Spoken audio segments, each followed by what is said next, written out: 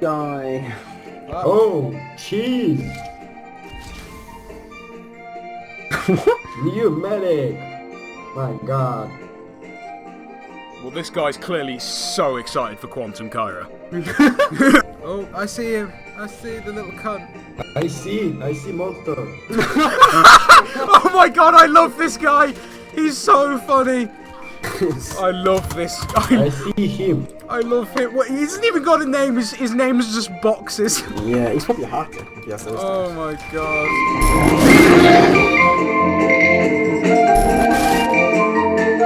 Oh my god, he's so cute! I have no idea where that man's from, but I want to cradle him. He's so fucking adorable. Quantum Caira was released a couple of days ago. I've just got back from holiday, so I've only just had a chance to actually give her a go. But I thought in this video, I would obviously show you what she is and what she does, and then also some sheer madness or the sort of future stuff that's going to be coming over the next few weeks. I'm sure a lot of you have actually seen the trailer, but for those of you that haven't actually played her, it's pretty hard to sort of understand exactly how she works. So obviously, I'm going to try and cover that. The other thing I've seen is a lot of people complaining that she's underpowered, and the truth is, you just haven't really played with her correctly. She's actually one of the most powerful medics at the moment, and I'll tell you why. Quantum Caira is definitely not for the unexperienced and new player. So if you were thinking about perhaps purchasing her with your keys, I highly recommend you save them up and, you know, go for a different medic first, and then maybe you can move on to her when you actually have a team who understands her. The reason I say that is because she only works well when you actually have a team who works together. If you're playing her in pubs with players that don't genuinely communicate, you're going to have a pretty tough time. When playing her, you have to really rely on your team to actually stay in the healing area to actually keep them alive, because if they go out of it, they kind of venture off, which a lot of pub players do,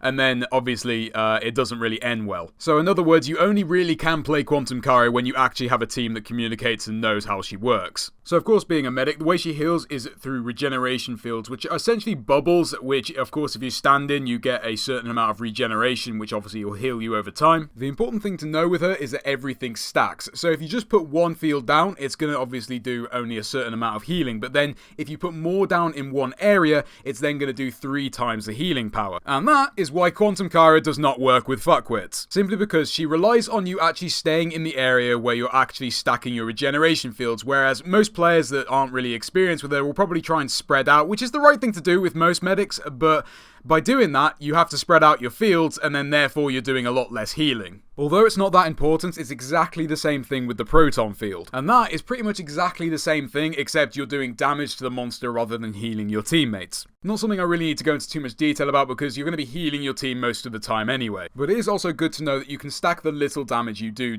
The next ability is actually an interesting one. So basically it's giving your whole team the Matrix. It is called a neutron barrier, but essentially it is basically the Matrix. It only lasts for about 5 seconds, so something you want to save and pop when your teammates are about to take quite a heavy hit like a rock. It's something that you do need to communicate with your assault so they don't pop their Matrix at the same time. The other thing is the assault's Matrix is slightly more powerful than the one Quantum Caira can give you, but it's not by a huge amount. Just like the assault's Matrix, you do want to use the barrier before your teammate or yourself gets too low, because you are still going to take damage, it's just going to be very minimal damage. The final thing is the actual class ability, which has actually replaced the normal heal burst that you get with the medic. I don't know how to fucking say that.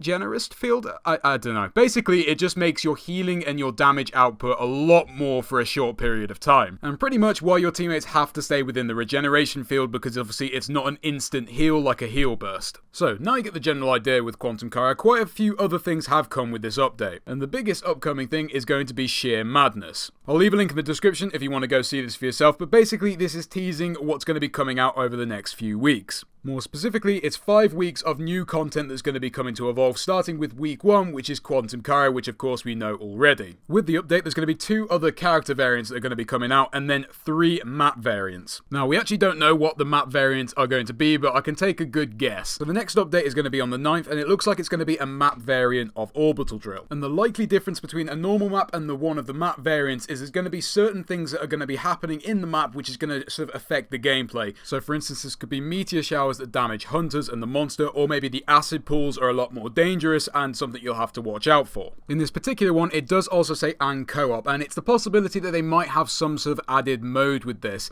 Now, I think they might be making it so that the AI might be a lot more smart, so that you can actually play with just like one or two of your friends, instead of actually having to have a full set of hunters and, you know, a monster to actually play a game of Evolve, so if you prefer to do that. Or it could be a completely new game mode, but somehow I doubt it, because it's going to be quite hard to try and balance the meta, considering that the game's purely made for hunt. Then a week later, on the 16th, there is going to be another character and map variant released. If you look carefully, you can see the pictures actually split horizontally, so you can actually see the body for Renegade Abe, which is going to be the next character variant, and then you can also see on the right side that there's also going to be another map. Now, Renegade Abe was actually leaked a few weeks ago when they accidentally put some of his skins on the store, so a lot of you have already seen him before. The good thing is they haven't actually revealed what makes him particularly special, but he is definitely an exciting character. As for the map variant, you can't really tell from this particular picture, but it does look like it might be on weather control. Either way, it will be interesting to see. Then on the 23rd, this is likely to be a map variant of Wraith Trap, simply because you can tell from the picture that is actually the fort box. You can't really tell, however, what the actual difference on the map is going to be. Then finally, on the 30th, which I have to say is probably what I'm most excited for, is going to be P. Parnell. I know some people were asking the question if there's actually any more confirmed variants after these ones, and I can probably assure you that they're likely to go round and do every single character in the game. I don't see any reason why they wouldn't. They have actually said publicly that they are going to be working on the Wraith and Behemoth variation next. I know for a fact they've already done a lot more variants, but I would have thought that they do require a lot more coding and balancing in comparison to the other variants, hence why we're getting these ones now and we'll be getting the rest of them later. And in my opinion, the next few variants are a lot more epic than the ones you've seen so far. Also, something I wanted to point out to all of you is that upcoming variants are going to be in certain groups which are going to be kind of themed. So if you haven't already noticed, Quantum Caira and Electro Griffin look very similar because they are in fact in the same themed group, and they will probably have an assault and a support which is going to be looking very similar to them in the future as well. Then of course if you look at Abe's variant, you'll see that he's the same sort of style as Wasteland Maggie, meaning they're also going to be in the same kind of group. So obviously that's quite a lot of content that's going to be coming over the next 4 weeks, so I'll make sure to keep you updated on exactly what's going to be happening.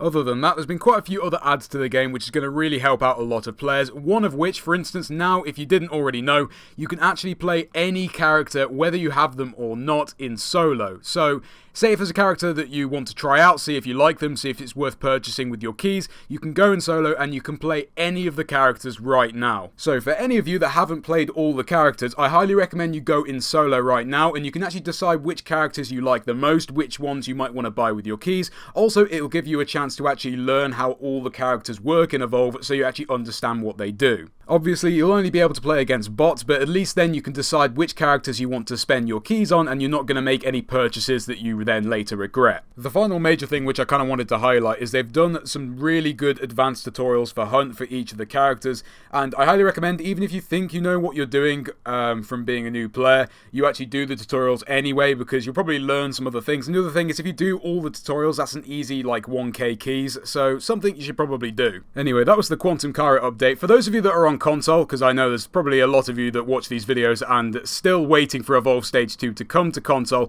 it will eventually be coming, but the thing is, it wouldn't be as good as this if it was on console, all these updates coming out. So, you know, do be patient, it will eventually come to console, and as soon as I get any information about it on console, I'll make sure to keep you updated. Basically, the more support you show for the game and the higher demand there is for console, the quicker it's going to come, I guess. But anyway, I hope you enjoyed the video. I hope it basically, you know, let you know about what the fuck was going on, because that's normally what I do with these kind of videos.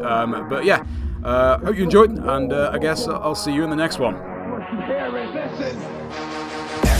Give it to ya. Fuck, wait for you to get it on your own. X gon' deliver to ya. Knock, knock, open up the door, it's real. With the non-stop pop, stainless steel. Go hard, getting busy with it. But I got such a good heart that I make a motherfucker